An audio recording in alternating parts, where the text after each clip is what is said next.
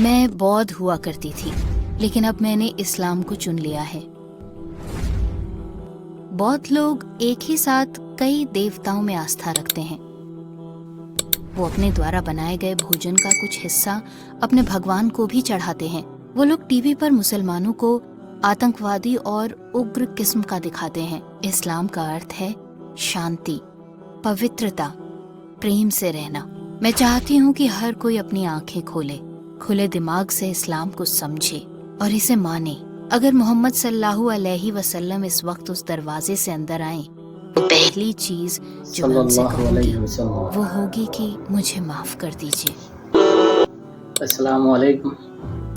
आज के औरत जो महिला पहले बुद्ध धर्म में से थी, क्या आप संक्षेप बाद में में हमें उसने अपने बारे इस्लाम में बता कबूल सकती हैं? किया। हेलो, चलिए आप देखते सभी हैं का और दिन शुभ सुनते हो। हैं कि मेरा नाम उसने अख्तुलिया इस्लाम है। क्यों मेरा जन्म कबूल किया मंगोलिया और के कैसे उगुर किया। खंगाई ठीक में है। हुआ था। जब मैं नई यूनिवर्सिटी की तलाश कर रही थी, मैंने किर्गिस्तान तुर्की मानस यूनिवर्सिटी का चयन किया और वहीं से पढ़ाई की। और मेरे पति से मेरी मुलाकात वहीं पर हुई थी और अब हम एक खुशहाल शादी में हैं। मेरे पति तुर्की हैं। एक बौद्ध किस चीज में विश्वास करता है? क्या आपने उन मान्यताओं को निभाया था? मैं बौद्ध हुआ करती थी, लेकिन अब मैं इस्लाम कबूल कर चुकी हूँ। बौद्ध लोग एक साथ कई देवताओं में आस्था रखते हैं और वो अपने देवताओं के लिए हर रात मोमबत्ती जलाते हैं। और ऐसा करके वो सोचते हैं कि वो अपने पापों से मुक्ति पा रहे हैं। हर सुबह वो अपनी सुबह की चाय आसमान को खुदा मानकर उसी के साथ साझा करते हैं। इसके अलावा वो अपने द्वारा बनाए गए भोजन का कुछ हिस्सा अपने भगवान को भी चढ़ाते हैं। अस्सलामुअलैकुम भाइयों और बहनों, हमें एहसास हुआ कि इस वीडियो को मिलाकर हमारे 80% दर्शकों ने हमें सब्सक्राइब नहीं किया है। जैसा कि आप जानते हैं, हम एक नॉन प्रॉफिट संगठन है और हम काम लग सकता है, लेकिन इंशाल्लाह ये हमें लाखों लोगों तक पहुंचाएगा। आइए मिलकर लाइक और सब्सक्राइब का बटन दबाएं और टुवर्ड्स इटर्निटी की राह पर आगे बढ़ें। बौद्ध धर्म में ईश्वर और सही गलत जैसे विचारों की गैर मौजूदगी का आपकी जिंदगी पर क्या असर पड़ा? क्या इससे जुड़ी कोई बुरी यादें भी हैं? मुझे बौद्ध धर्म की इतनी ज्यादा गलत बातें नहीं याद हैं, लेकिन मुझे याद है कि वो एक साथ अनगिनत भगवानों में आस्था रखते हैं। उनके यहाँ बस एक ही खुदा नहीं है, वहाँ हर तरह के भगवान होते हैं, जैसे आग का देवता, यात्रा का देवता, बच्चों का देवता, सेहत का देवता। वो उन सब में मानते हैं। वो नेकियों और गुनाहों में फर्क कर सकते हैं। लेकिन आजकल के बच्चे अच्छा इंसान बनने की कोशिश नहीं करते और ना ही अच्छी चीजें करने की। लेकिन पुरानी पीढ़ी के लोग, जैसे कि मेरे दादा दादी, ने अपनी पूरी कोशिश की कि वो कोई गुनाह न करें और एक अच्छी जिंदगी जी सकें।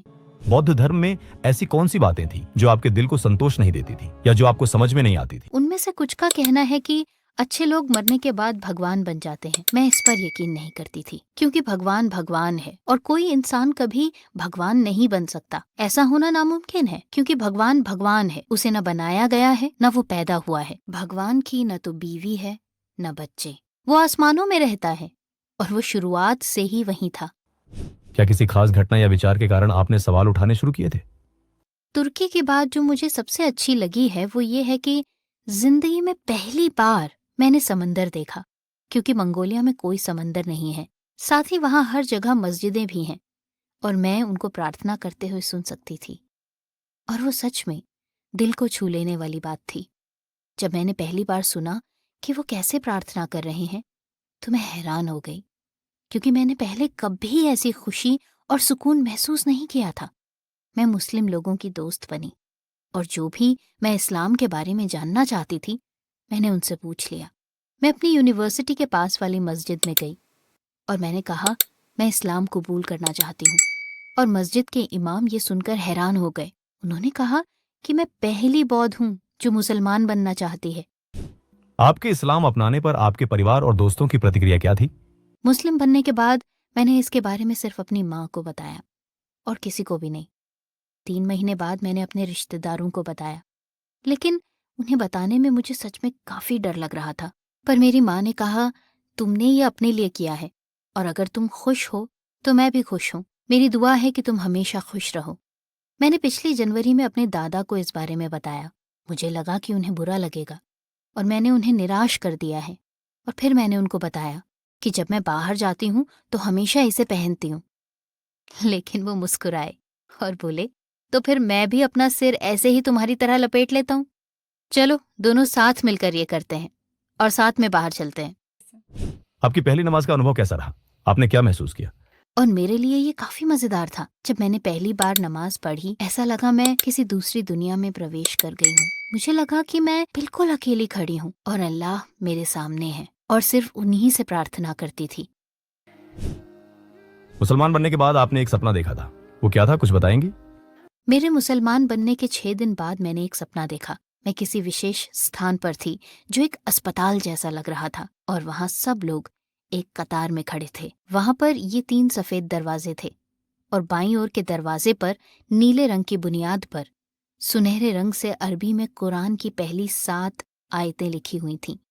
और मैंने सोचा, ये स्वयं अल्लाह की तरफ से मेरे लिए एक संदेश है, जहाँ मुझे बताया जा रहा है कि मैंने सही रास्ता चुना है और ये मेरा अब तक का सबसे सही फैसला था जो मैंने लिया था। कम से कम मुझे तो यही लगता है। हमारे नबी की कौन सी बात ने आपको सबसे ज्यादा प्रभावित किया?